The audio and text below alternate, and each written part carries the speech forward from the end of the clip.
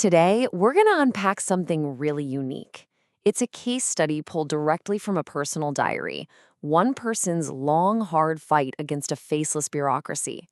It all starts with a simple phone call, and, well, it just spirals from there. Let's get into it. And that really gets to the heart of it, doesn't it?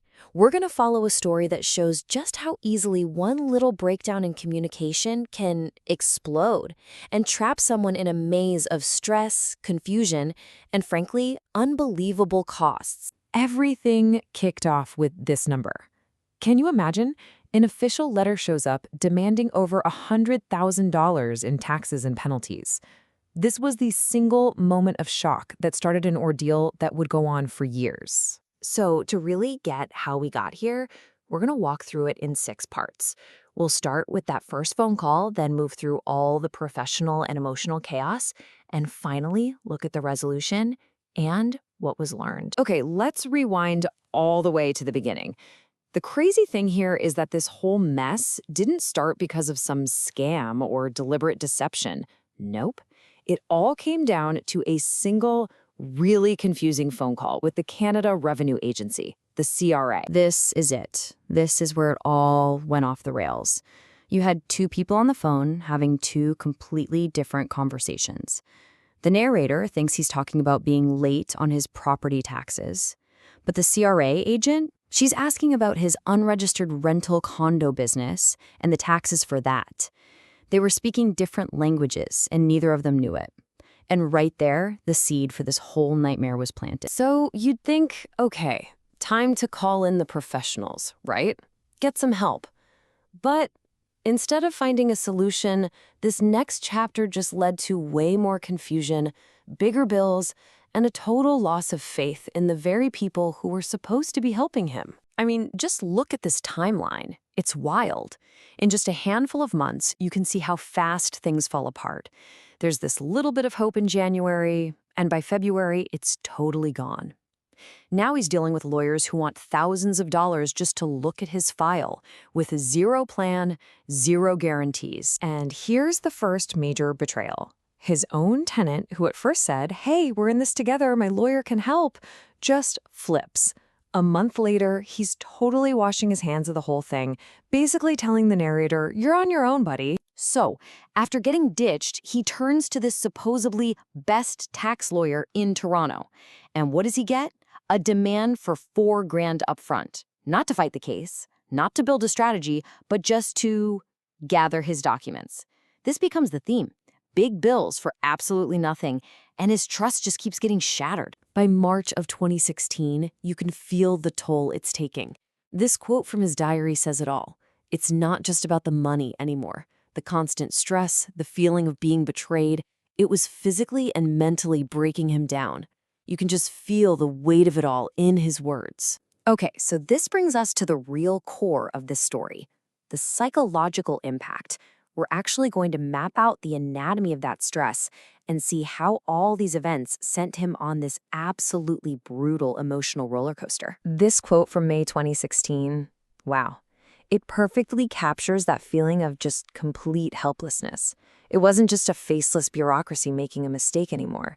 To him, it felt like a conspiracy, a whole network of people out to get him, trapped like a fly on a net. What a powerful image. So we can actually map this out, almost like an emotional waveform. You can see it starts way down in this pit of acute stress from that first bill. Then it dips even lower with the betrayal from his tenant. A year goes by, and a little glimmer of hope when an appeal officer finally gets assigned. That hope spikes up when he hears a refund is coming, only to come crashing right back down with that final. And what you're seeing here isn't just a few bad days. We're talking about a constant, grinding, chronic stress. Every time an official-looking envelope showed up, bam, a huge spike of anxiety. Any tiny bit of hope he found was just so fragile, and it was always followed by more anger or, in the end, just this tired resignation. The fight was literally wearing him out. And the stress was so bad, it didn't even stop when he was awake. It literally followed him into his sleep. In his diary, he actually documents how his dreams became this symbolic battlefield, reflecting all the fears and enemies from his waking life. And the narrator himself actually connects the dots here using something called continuity theory. It's basically the idea that our dreams are just a continuation of our waking thoughts and worries. He saw a direct, undeniable line between the daily grind of his fight and the crazy symbols popping up in his dream. And when you see it laid out like this, the connection is it's startlingly direct. He gets a threatening letter from a lawyer, and that night he dreams of a crocodile attack. He has hostile meetings, and that night he dreams of villains chasing him. But here's the flip side. When he finally gets a moment of relief, like firing a lawyer he didn't trust, he dreams of having a peaceful lunch with the very agency he's fighting.